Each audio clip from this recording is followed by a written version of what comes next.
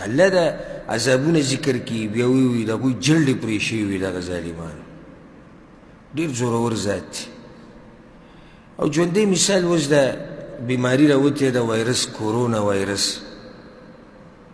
نو په څومره طاقتور ملک باندې راغلی دی چې هغه چاینا او دا ښه طاقتور ملک دی بلکې په لږ وخت کې به دا ملک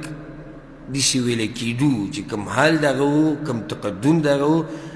نو په یو څو کاله کې دا په دنیا کې 1 نمبر ملک و په هر څه کې د هر څه په لحاظ سره اسلحه ټکنالوژي تعلیم اسپتال هر څه د هغوی سره ښه ډېر خو دغې یو بیمارۍ ته ور پرخطا کړي چې بیا ورسره د ټولو ملکونو مرسته ده ټولو ملکونو کې اوس دا کوشش روان دی اوس ساینسدانان او ډاکټران لګیا دي بحوث لیکي او سرچونه کوي او چې دا بیماري څنګه ده او د دې به ختمول څنګه خلاصه نتیجې ته نه دي رسېدلي یقیني نتیجې ته دا طاقت دی د رب العالمین چې دی به مخکې به یو طاقت هم نشي ټینګېدی ها علاج به راوځي هغه باید راوځي چې کله الله وغواړي چې نور بس بیا به دوی موږ علاج پیدا کړو خوشحاله به شي نو تاسو په هغه وخت کې ولې نه پیدا کړو کله چې دا راغله هغه ټیم کې چې علاج پیدا هم شي نو هغه به بیا الله نور حکم کړی چې نور بس دی نو ځکه به بیا علاج پیدا شي دا یو نمونه زموږ دپاره یو ژوندی مثال چې الله څومره طاقتور باچا دی څومره طاقتور ذات دی داسې بیماري چې اگر دې کېږي هم نه بس وایرس د هغه ته ولګېد هغه دا ورته ولګېد فلاني ملک ته لاړو هلته لاړو دلته وشو او دنیا یې ټوله به سر راغستې ده نو الله دې موږ د هغه د عذابونو نه وساتي او الله دې مسلمانانو ملکونو ته خیر کړي او الله دې د کورونا او نور چې څومره بیماریانې دي رب العالمین دې ته موږ ټول په امن او امان کې ساتي په خپل رب باندې مضبوط یقین ساتي مضبوط یقین په خپل رب ساتي توکل په الله باندې د هغې سره سره حفاظتي تدابیر او اسباب دم شریعت موږ ته ویلي دي یو سړي ته پته ولګي فلاني ځای کې دا بیماري ده هلته به نه ځي شریعت دا وایي تا ته یو سړي ته پته ولګي چې په ما ده ته هم بیا مزه بل ځي ته چې نورو مسلمانانو ته نقصان نه رسي او یریږئ مه یریږئ مه دا فیسبوک او دا واټساپ او دا یوټیوب یې لږې بندي کړي دا بندي کړي دې ته به یې وکړه فلاني ځای کې دومره بس اگر یې وایي که ځکه دې دروازې نه بهر ته ووتم وي دغه ځای کې به هم دا وایرس ولاړ ما ته هېڅ هم نشته الحمدلله خیر خیریت مسلمانانو ملکونو کې دا بیماري نشتي که دا په بعضو ملکونو کې چې ته یو مریض دوه دي هغه هم الحمدلله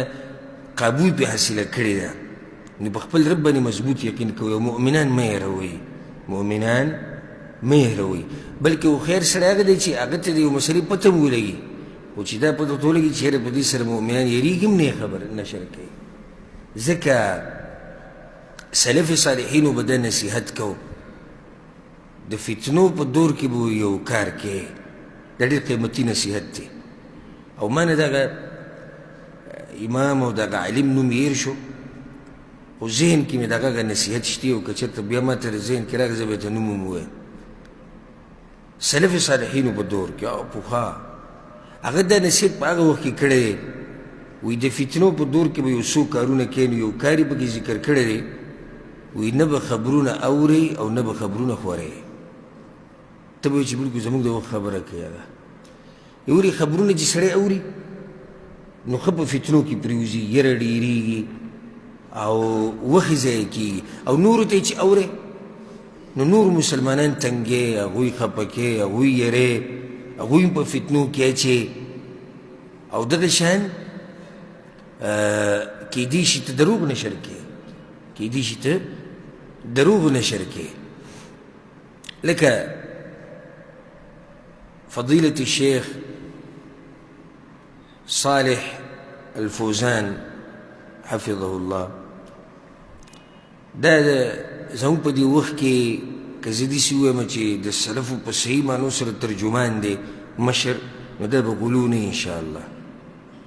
هغه دې باره کې یو نصیحت کړی د بعض خلک د دې فلسطین ده او د کشمیر ده کوم ظلم چې کېږي دې د تصویرات نشر کوي د دې ویډیوګانې په دې باندې هغه رد کړی و چې دا مه نشر کوئ یو رعب د مسلمانانو په زړه کې تاسو وراچوئ، د کافرانو نه پې رعب راغی، دبدبه پې راغله چې یاره د کافر خو یو لوی دشمن دی، یو لوی طاقتور شی دی چې دا به موږ څنګه مقابله څنګه کوو. نو ګوره مسلمان دې څه کو ودې یاره. دویم نقصان پکې دا دی، دویم نقصان چې مسلمان دې په غم کې واچو، بې دغه سوچ به یې دغه ټینشن به یې دا. نو الحمدلله زمونږ د مشرانو د سلف صالحینو زمونږ د علماء کرامو نصیحتونه هسې نه وي، هغې کې فایده یي. خبره مې دې پورې راواغسته چې د دې بیمارۍ په باره کې نشریات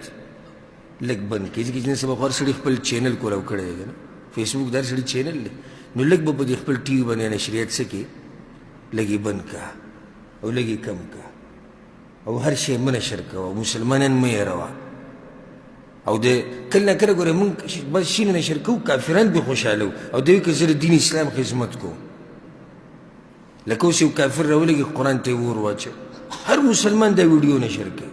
وګورئ اور یې واچو، وګورئ هغه هم دقه غواړي چې دا ویډیو نشر شي، او ته د هغوی دپاره کار کړي او پوهېږي نه چې زما دا کار څنګه. او که یې درته څوک بیان کړي، لکه اوس ما ته هم پته لري چې زما به هم ډېر خلک صفت کوي چې وګوره یعنې په دې هم پابندي چې دا ویډیوګانې مه نشر کوو، موږ خو یې نشر کوو، د هغوی ظلم راښکاره کوو. صحیح ده، خو ته فایده کوې که نقصان کوې، دې ته خو سوچ وکړه. نو ځکه دا نشریات لږ څه کوي، لږ کنټرول یې کوي، او هسې بې ځایه پالتو خبرې چې د دې علاج دا دی او دې کې نقصان دا دی او دومره هلته مړه شو، دومره ژوندي شو، دومره دای شو، دومره دای شو، د دې نه ځان لږ وساتئ. د دې هر څه به تپوس کېږي. ان السمع والبصر والفؤاد كل اولئک کان عنه مسؤوله. دې هر څه به تپوس کېږي. ها ښکلې خبرې نشر کوي د مؤمنانو په منځ کې چې د هغوی امیدونه ډېر شي د الله نه، او هغوی ژوند په خوشحالۍ او په سکون او په اطمینان سره تیر کړي. او الحمدلله زمونږ په الله باندې عقیده ده، او د هغې نه بعد سره د دې اسبابو چې احتیاطي تدابیر موږ وکړو، نو الله به انشاءالله موږ نه ضایع کوي او الله به زموږ حفاظت کوي انشاءالله. نو دې ځکه الله وایي چې ما فیصله دا کړې ده یقینا چې لوط علیه السلام ته ما لېږلې وه چې د دې قوم جړلې به څه شي